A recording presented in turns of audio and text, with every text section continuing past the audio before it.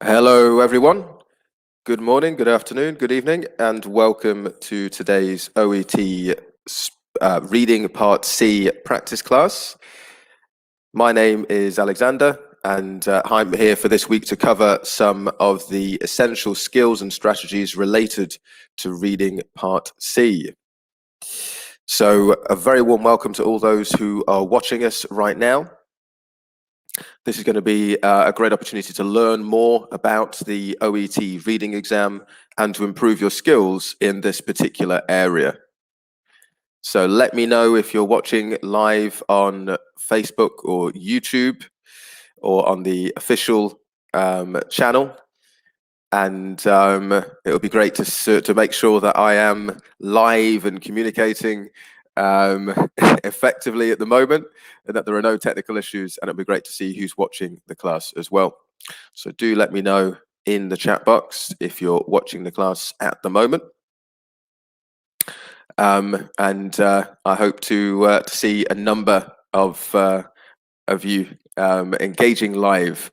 But there'll be a few questions throughout the class today. So the more participation, the more engaging and the more useful the class will be.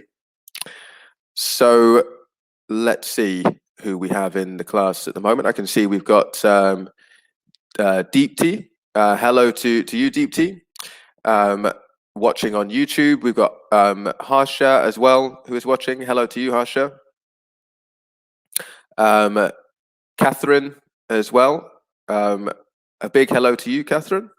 And we've got Judith watching. So both Catherine and Judith watching on YouTube. A warm welcome to both of you.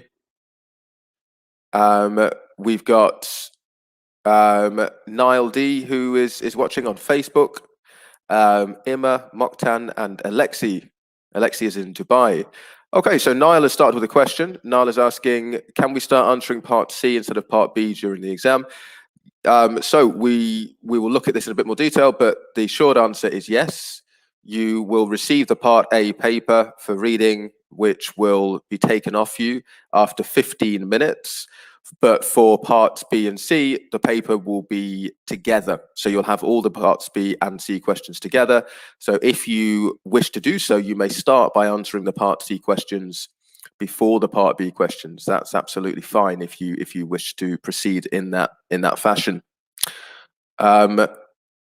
Okay, so Jima, Athera, Budi, Aleb, Sarah Anna, and Jash, hello to all of you. Hello to Met, who's watching from Facebook. I hope you have a great day as well, Met. Okay. So wonderful to see so many people here, as I say, watching us live on YouTube and Facebook. So we will have a look at the strategies then related to reading part C, and there will be opportunities for questions, and I'll be asking you a few questions as well during the presentation today. So just to start us off, here at Swoosh English, I would like to make you aware of an opportunity, and the opportunity relates to the fact that currently there are 20% off selected OET courses.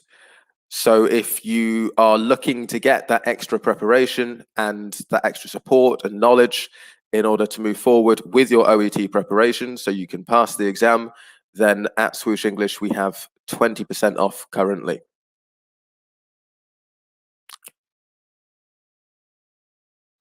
So the aims for today's lesson is to provide a mini quiz on reading part C to see how much you know about this part of the exam, to analyze and practice methods to assist you in achieving a higher score in the exam, and also to provide a mini mock practice of reading part C with feedback afterwards. So, question, what do you plan to do when you pass your OET? What are your post-OET goals? Let me know in the chat box. Why are you doing the OET? What is the benefit of this exam for you personally?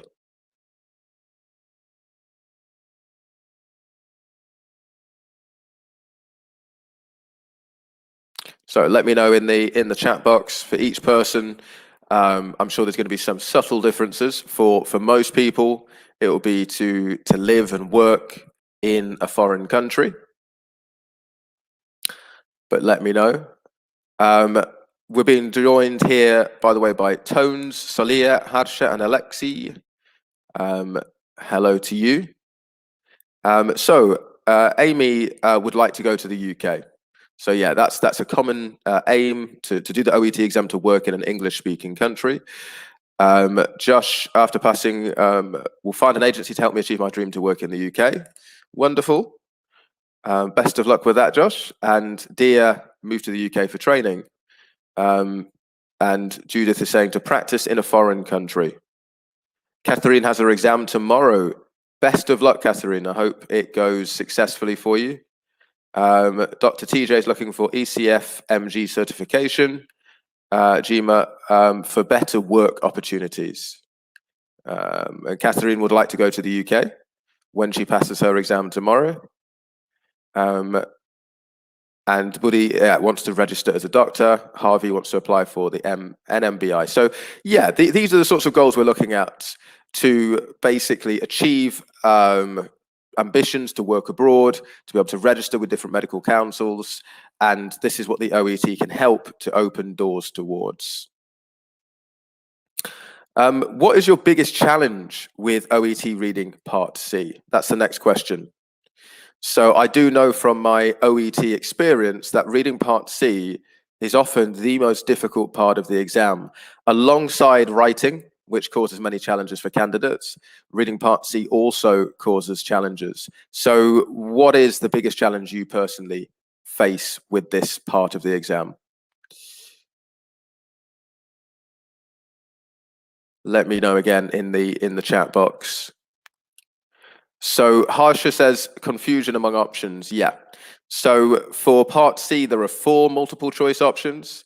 That can be very confusing because for the other part B of the exam, there's only 3. So going to 4 options definitely can cause confusion. Sharika has her exam on the 28th of August. Best of luck to you on that date, Sharika. You still got a few weeks to do some extra preparation. Okay, so Dr. TJ, not being in sync with the audio. Okay, this is reading Part C, TJ. So I know listening Part C can cause some issues as well, but we're looking at the reading section for today's class. Catherine, time. Yeah, time can definitely be an issue and confusion among options. Yep, that is a common issue. And Atira also says time, as does Dia. Time management is a tough thing to achieve in this part of the exam. Yeah, Adiza says the passages are too deep and voluminous. There's a lot of information in the passages. That is true. Dr. TG, yeah, the texts. Yeah, absolutely. So the text can be difficult, can't they, to make sense of at times. And Jin, so choices are almost the same meaning. It can seem like that, Jin, so that the choices are so similar that it's difficult to distinguish between them, but we are going to do some practice and look at some ways in which we can see the differences between the options together. So let's move forwards and have a look at this.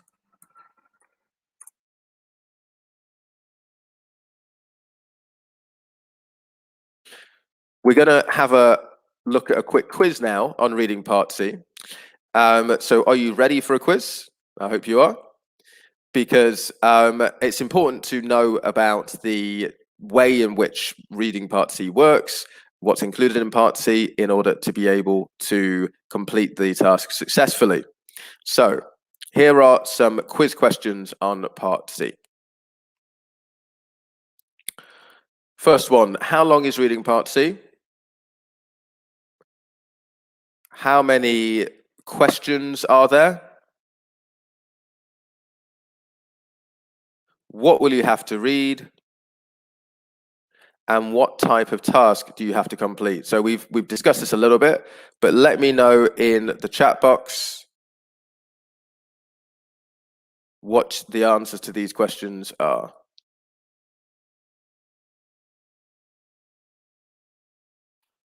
Let's see. Neethu says, by the way, that he's attending tomorrow's exam. Best of luck, Neethu. I hope it really goes well for you. Julie enrolled on the deluxe course. Great to hear, Julie. We'll give you the support, all the support that we can in order to help you to achieve your OET ambitions. So let me know in the chat box if you have the answers to this quiz.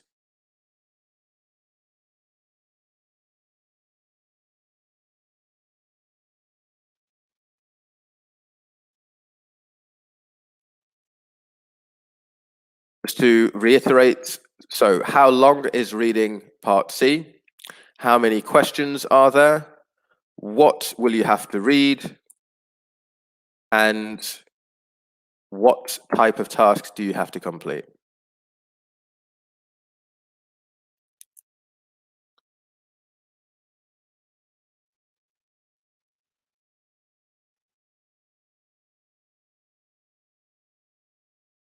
Okay, so let's see. Let's have a look at some responses.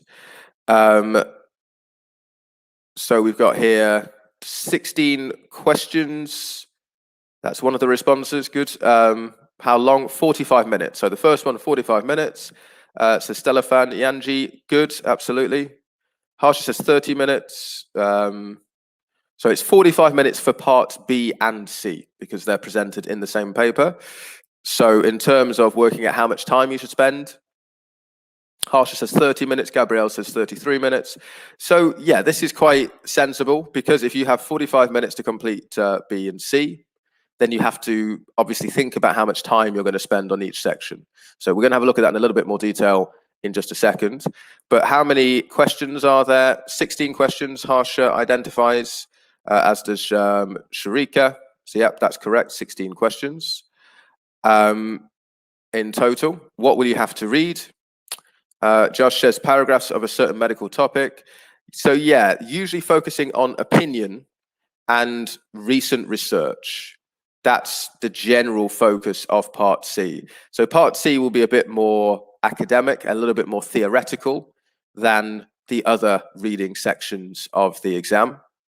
And we have to be prepared for that. We have to be prepared for language, which is a little bit more academic for reading part C. And we have to be prepared to recognize opinion and attitude in this part of the exam as well.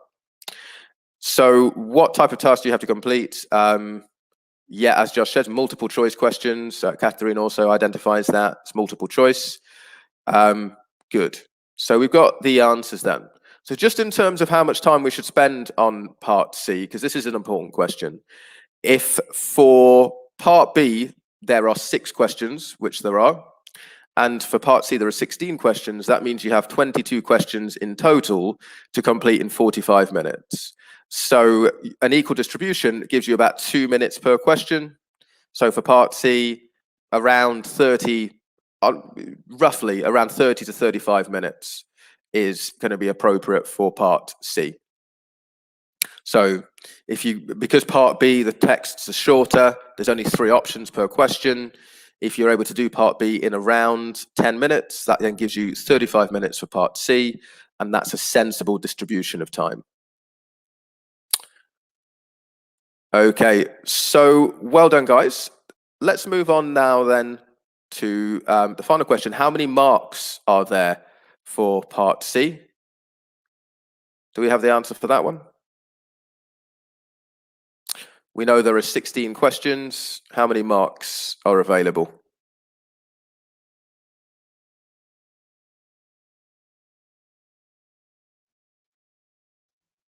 Yeah, Josh has identified that correctly. It's 16, so 1 mark per question, which is the case for all of the questions in the reading exam.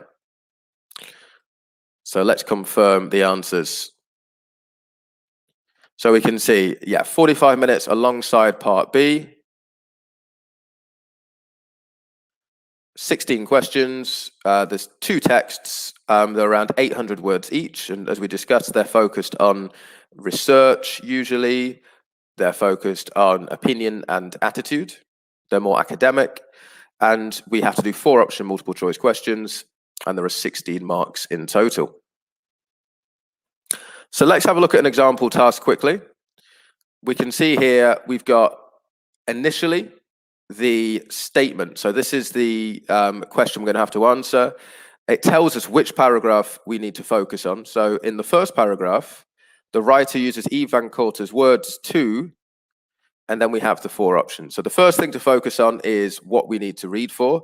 So we need to read for, obviously we need to read the first paragraph. That's what we need to focus our attention. There's no value in reading paragraphs 2 or 3 for this question because we know the answer is going to be in the first paragraph. The writer uses E. Van Coorter's words to. What does the writer use E. Van Coorter's words to do? That's what we need to be reading for. And then obviously we have our 4 options. So in this case, we need to complete the sentence in order to answer the question. So just to clarify, there are 2 times 750 to 800 word texts that we will have to read, 8 questions per text, 16 in total. And so you're recommended to spend between 1.5 to 2 minutes per question. So let's have a look at a step-by-step method then in terms of how we can actually approach answering these questions. The first step is to skim the text very quickly. So this involves looking at the whole text. The reason that we would read the text very quickly is just to get an idea of the topic. Maybe we know something about the topic, or even if we don't know anything about the topic, knowing what the topic is can help us prepare for the information that we will need to answer the questions. So it's important whenever you read any text just to have a good general idea as to what the text is about. It helps you in terms of building expectations in terms of information in the text, and it helps to make sense of the information if you know what the main focus of the text is. So here is a text on sleep deprivation, a way that we would skim this. And when I talk about skimming, I mean spending no more than 1 to 2 minutes, very quickly getting a main idea of the text. All you would really want to do is to have a look, obviously, at the title. That's going to give you an important bit of information in terms of what the text is about. And then also have a look at the topic sentences, which are the initial sentences at the beginning of each paragraph. And this will give you a good idea as to the main topics in the text. The next step is to number the paragraphs. If you number the paragraphs, that will give you a much better idea in terms of being able to identify the paragraphs quickly. Okay, sorry, I've just been made aware of the fact that there is a slight technical issue on YouTube. Sorry. Let me see if I can address this very quickly. So I know that we're streaming live on Facebook at the moment and YouTube, but there is another server which we should be streaming live on, which I've been told currently we are not streaming live on. Just going to see if I can adjust that. I'll just be 1 moment, sorry about this.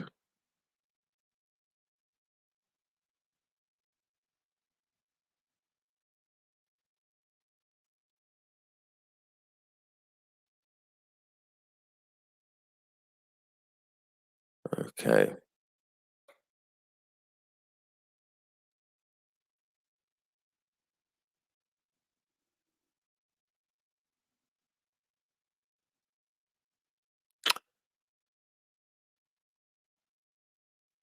Okay, so just to go back to what I was saying before, yeah, with the text in this case, don't worry.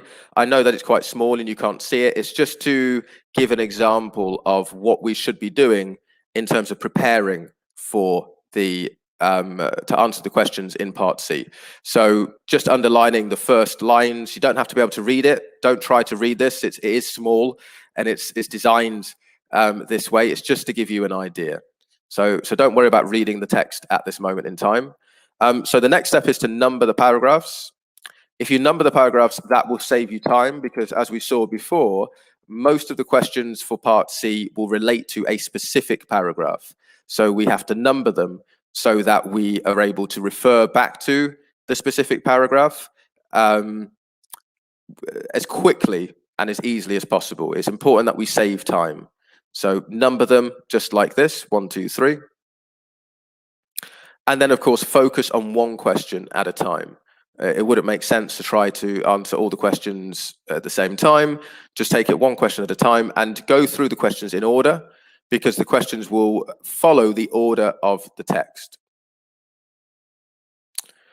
So we're going to have a look now at answering a question which is the multiple choice option, A, B, C, or D, identifying attitude and opinion. So let's see how we would approach this. So in the first paragraph, we're going back to this question. The writer uses Eve Van Coorter's words to, and we've got 4 options here. Okay, so what we need to do, first of all, is to carefully analyze the question or the question stem.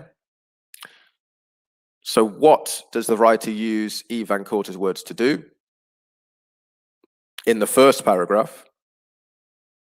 The second step is to read and answer the options, to read the options and take note of the differences between the options. So there are some key differences between the options here, and we'll have a look at that in a bit more detail. And then obviously read the paragraph in order to match the answer in the paragraph to one of the options A, B, C, or D. We should try and eliminate answers which are incorrect as well. And watch out for distractors. For multiple choice questions, 3 of the options will be distractors, and in the text, it may be easy to become distracted if we're not reading very carefully. Okay, so just to go back, when it says to read the options and take note of the differences, one of the key things to focus on is the verb. So if we have a look at the options here, we've got 4 different verbs: explain, reinforce, question, and describe. So this is something which is very important, because the different verbs that are used will obviously give a different meaning to the answer.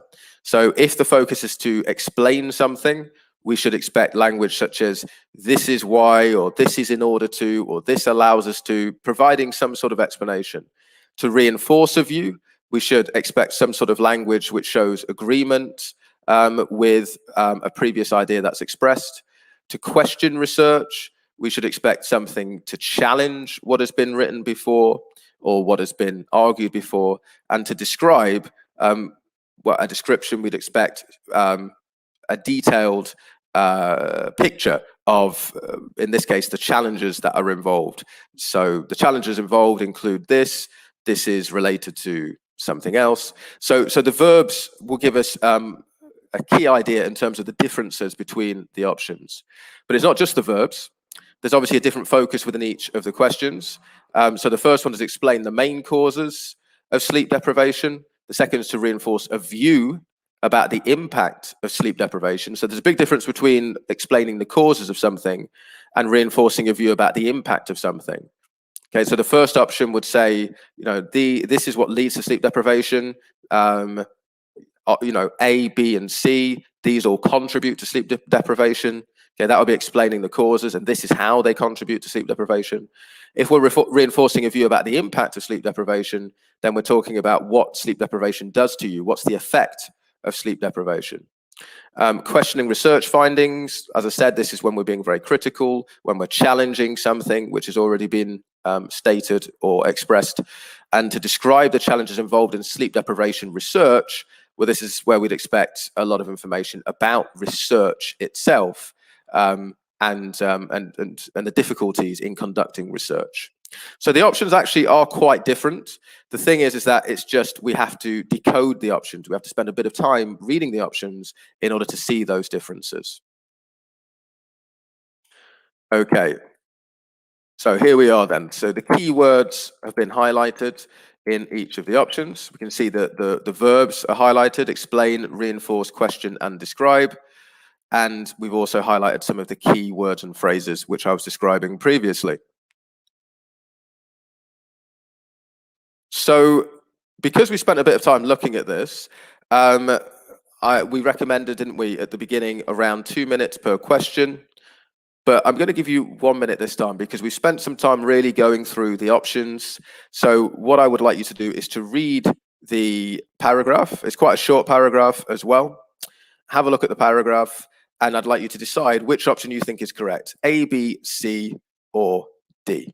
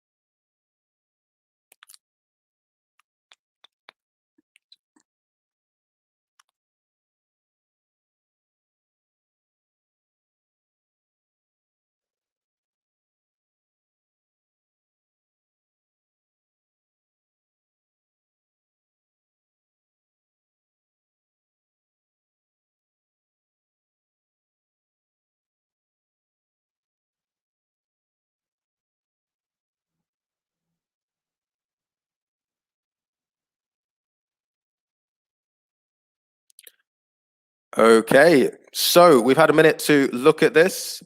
Let's see which answers have been suggested. So it looks like everyone has made the same decision. We've all gone for option B, except for someone has gone for option C as well.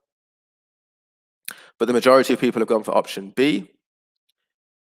I can see, sorry, just a question here. Can we write on the actual test paper? Yes, you can.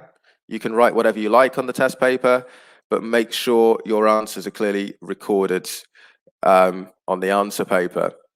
But yeah, you can. You can write notes on the test paper. That is fine. Okay, so most people are going for B here, and B is the correct answer to reinforce a view. Okay, and we can see why. So what we have here, it says there's not a system in the body that's not affected by sleep. Says University of Chicago sleep researcher Eve Van Korter. Every time we sleep deprive ourselves, things go wrong. So that's the key information that's outlined. But if we look at the beginning, it says millions of people who suffer sleep problems also suffer myriad health burdens. That's the statement at the beginning of the paragraph. In addition to emotional distress and cognitive impairments, these can include high blood pressure, obesity, and metabolic syndrome. And so the quotations here from Ivan Korter says, in the studies we've done, almost every variable we measured was affected. There's not a system in the body that's not affected. So that relates to myriad health burdens. Myriad means being a large number of. And if we have myriad health burdens, then a way of paraphrasing this is for Ivan Korter to say, every time we sleep deprive ourselves, things go wrong. So that's a paraphrase for myriad health burdens. Things go wrong. We have health burdens, we have health problems. So yes, B is correct, to reinforce a view about the impact of sleep deprivation. Yeah, the view is stated at the beginning in the first two sentences, and then the view is reinforced using Ivan Korter's words in the following three sentences. We didn't get an explanation of the causes of sleep deprivation. We don't know what causes sleep deprivation by reading this paragraph. Nothing was done to challenge or question the research findings about sleep deprivation. There was nothing in this paragraph to say the research findings were deficient in this way, or they could have been improved in this way, or there were problems with the research from this perspective.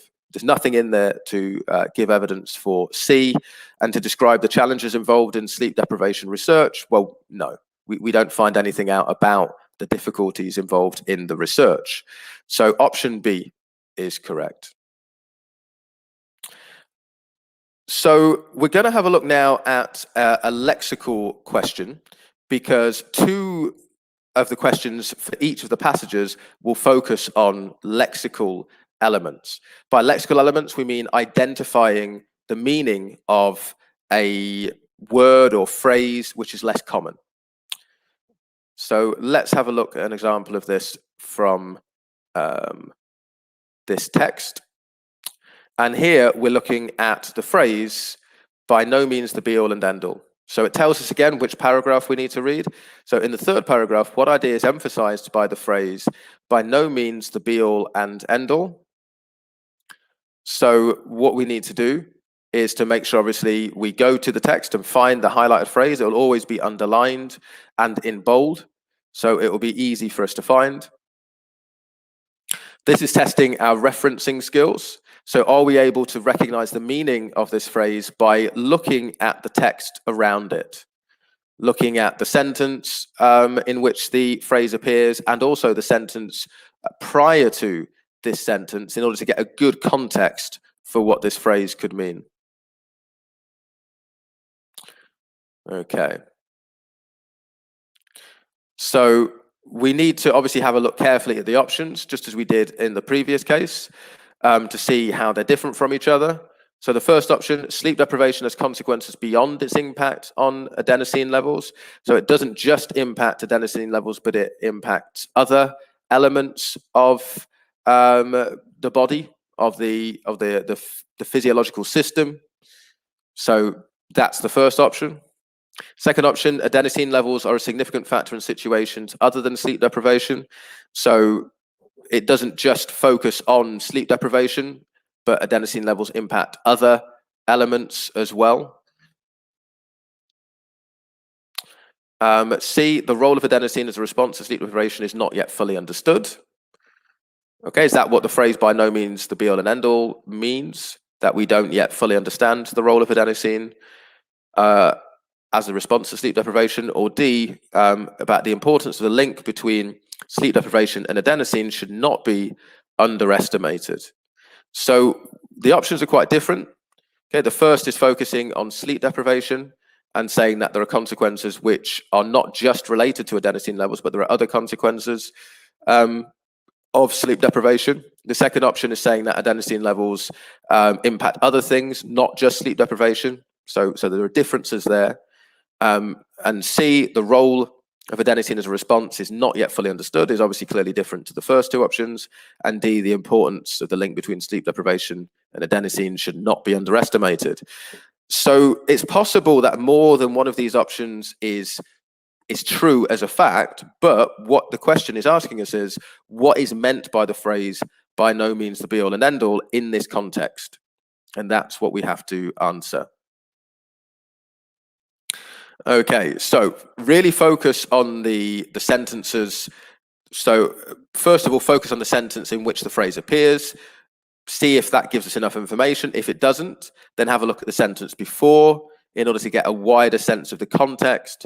And if you need to, even have a look at the sentence before that, because the more we understand the context of the paragraph, the more easily we'll be able to answer this question. Okay, so same as before then, because we spent some time breaking this down, having a look at the options.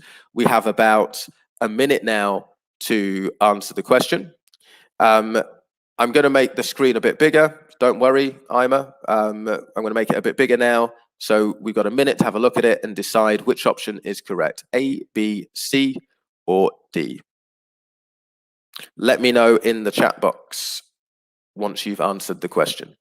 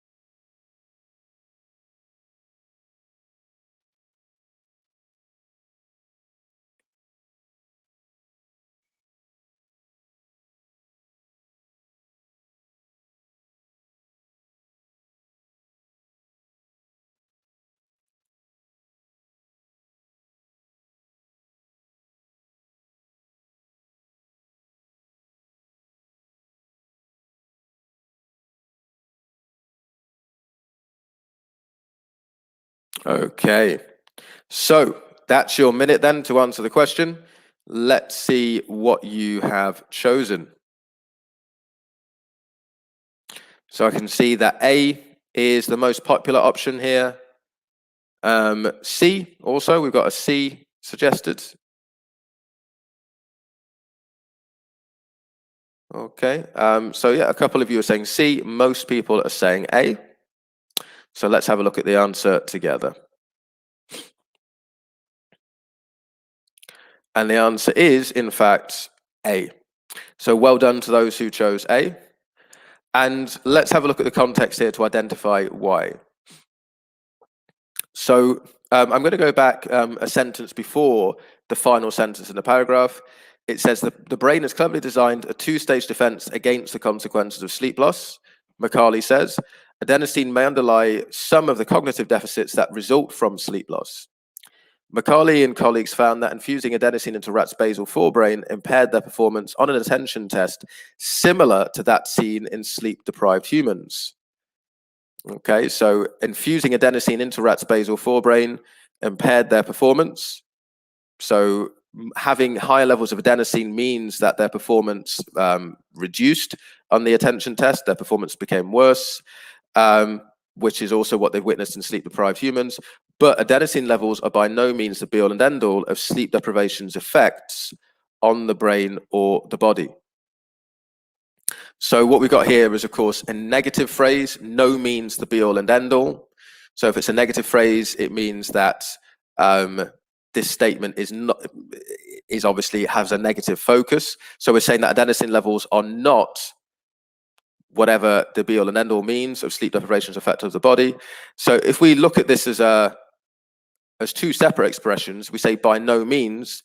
By no means is just a way of emphasizing a negative statement. If I say this class is by no means finished, it means that the class will continue. So it's to emphasize that something is not true. The be-all and end-all means the totality of, the total of, the complete. Okay, so it's definitely not the totality of sleep deprivation's effects on the brain or the body. So what we're saying is that, as you identified, adenosine is not the only element that impacts the body once a person is experiencing sleep deprivation. So therefore, if it's not the only thing that impacts the organism, that means that there are other consequences. So it's not just adenosine, but other consequences exist as well. If we look at B, adenosine levels are a significant factor in situations other than sleep deprivation. There's no evidence to suggest that from the paragraph. It doesn't say what else adenosine does beyond sleep deprivation. It just looks at the fact that adenosine is one of the elements which increases as a result of sleep deprivation. The role of adenosine's response to sleep deprivation is not yet fully understood. That's not in the paragraph. We don't have evidence to choose C. It doesn't say that it's not yet fully understood. It states that there are other impacts beyond increases in adenosine. And the fourth option, letter D, the importance of the link between sleep deprivation and adenosine should not be underestimated. Again, that's not the meaning of the phrase by no means the be-all and end-all. So we try and break the phrase down, really try to make sense of it, look at the wider paragraph for context and support, and yes, an A is the correct answer. Okay, yeah, and we can see that particularly in the final sentences.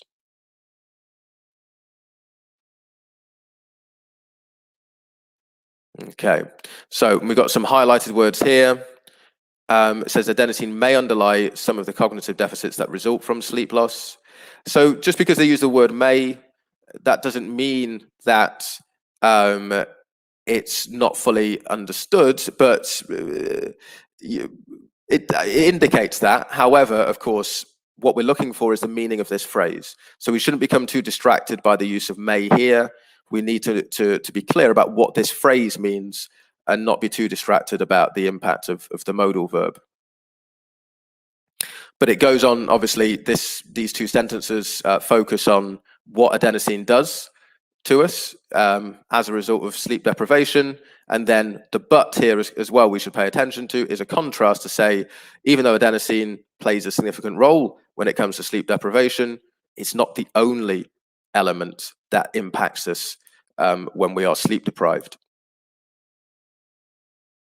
So a quick review of what we've looked at so far.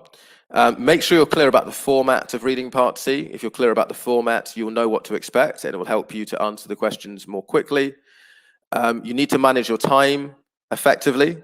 So you have, say, approximately 15 minutes for Part B, 30 minutes for Part C, or 10 minutes for Part B, 35 minutes for Part C, depending on how you organize your time. It's going to be different for different people, but make sure that you have done plenty of practice before the exam so that you know which sort of timing works best for you. It leads to approximately 1.5 or 2 minutes per question. Start by skimming the text to get a general understanding of the topic. Number the paragraphs to make it quicker for you to be able to identify which paragraph you need to answer the questions. And take note of keywords and qualifying statements, which will help you to recognize the answers. Make sure you analyze the question carefully so you know exactly what question you're answering. Try and eliminate any distractors as soon as possible. Okay, and obviously plenty of practice is important. It's always a good idea to practice a lot in order to help you to achieve as high a score as possible. So let's do a bit of mini mock exam practice, just finished for the day. And we're going to look at some other questions together. Okay, I've got a request to make my screen bolder. I'm not sure what we mean by this. I don't know if you could maybe change the contrast on your screen, if that would help. Just before we look at the mock mini practice, just to let you know again, we have 20% off selected courses. So for those who are watching the class today, this is the code to use in order to take advantage of the course offer that we currently have available. So using this code will allow you to get 20% off the courses that we are offering, selected courses here at Swoosh English. So do take advantage of this opportunity. Use the code OET Live 20 off in order to receive a discount on select Swoosh English OET preparation courses. And make sure that you do this quickly, because this code will only work for up until midnight on Sunday.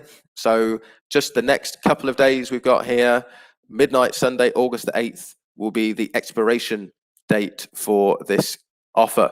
So do make sure that you act quickly in order to take advantage of the offer available. Just head over to swooshenglish.com today in order to redeem your coupon.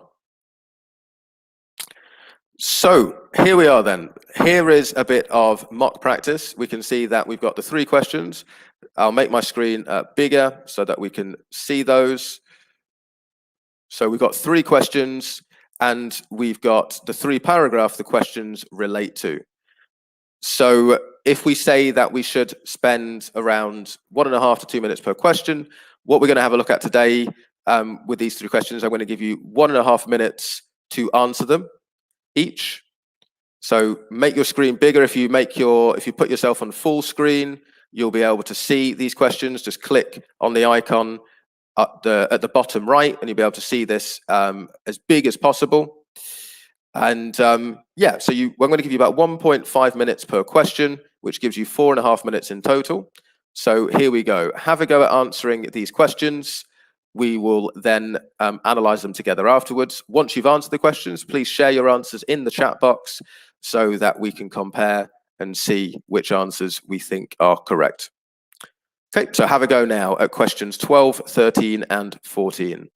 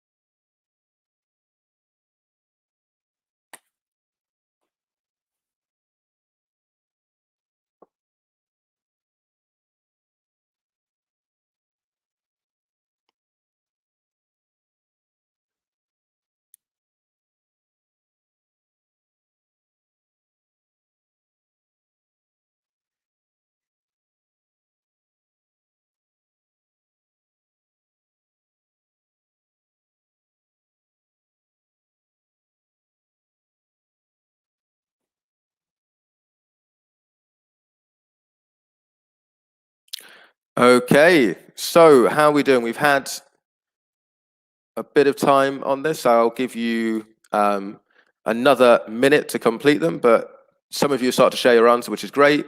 So once you have finished, please share your answer. So I'll give you another minute to answer the questions.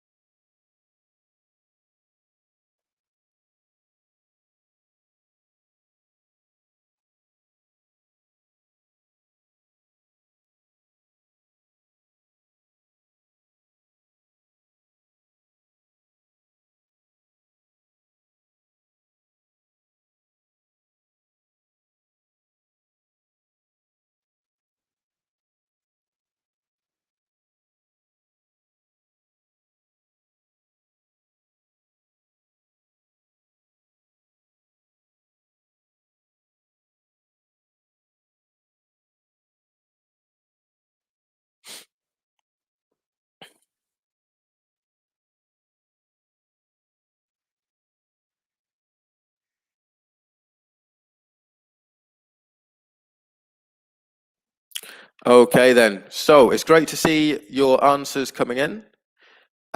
We've got a few different responses to these, so we'll have a look together and see which answers were correct and why. So looking at the first one then, number 12,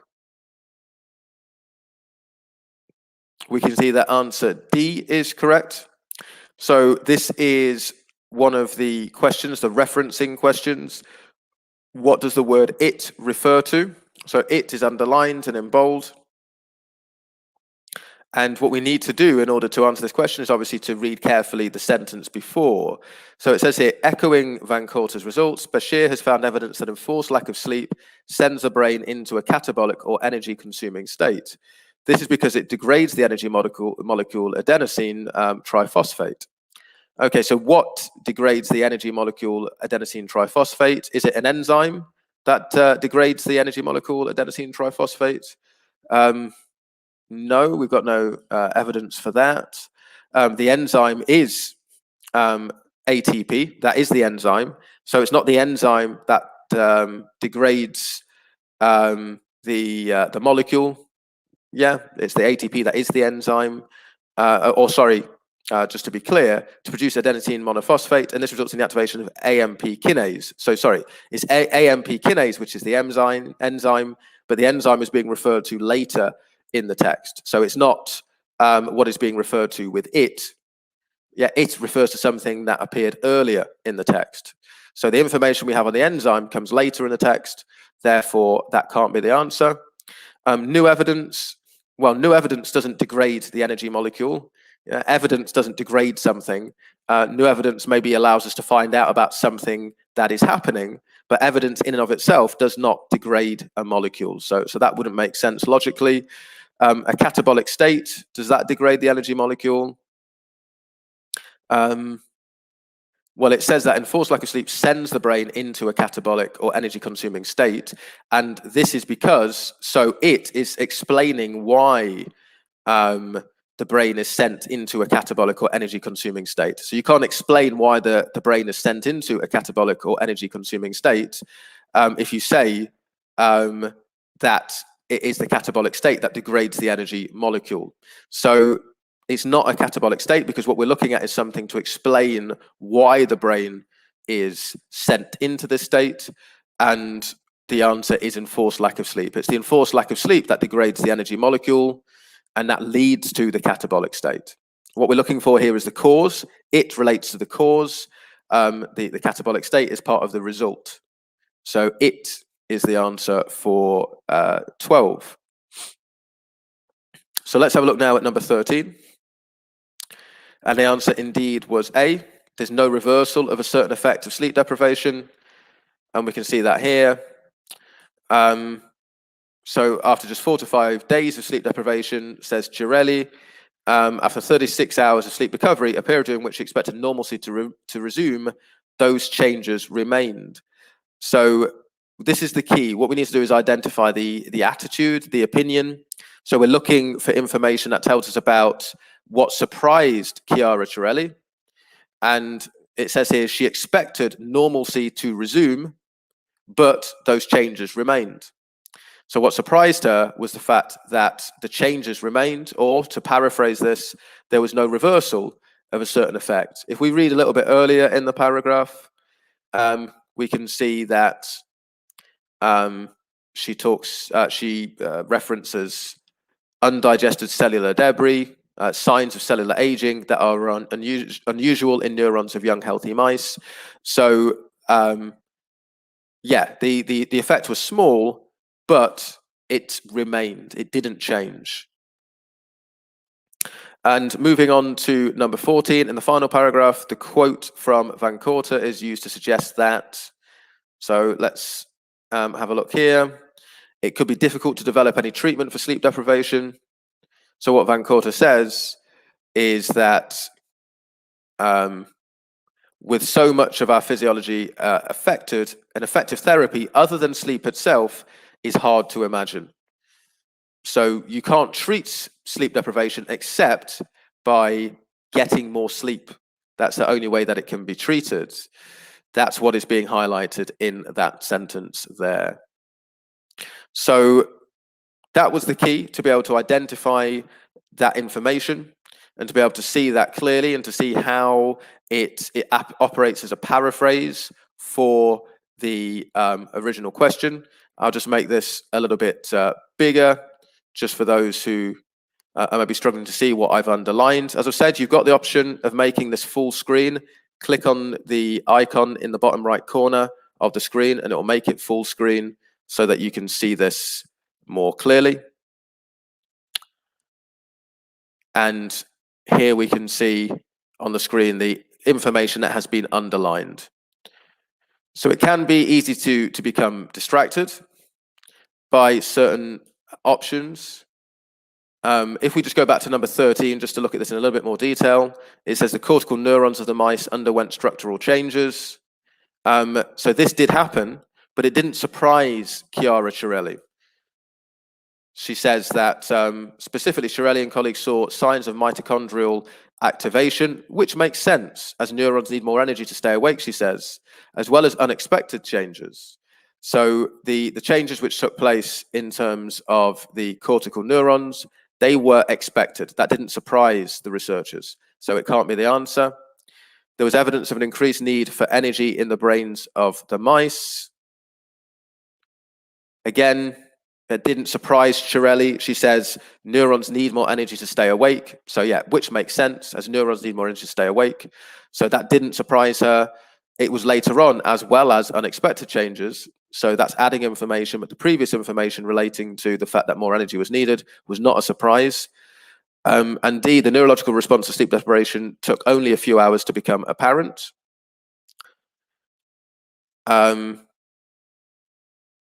That's not true, is it? That's a distractor. It says that it actually took 4 to 5 days to become apparent. So that is actually factually incorrect. So for those who are saying all the options, they're too similar, actually they're not. There are actually key differences between the options, but we just need to be able to read the options carefully in order to recognize those differences. Okay.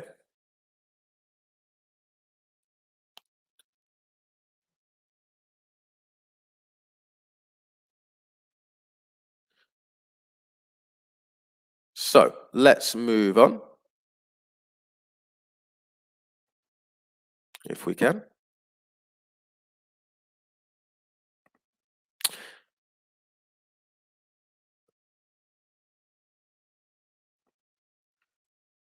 So a quick review then of the skills.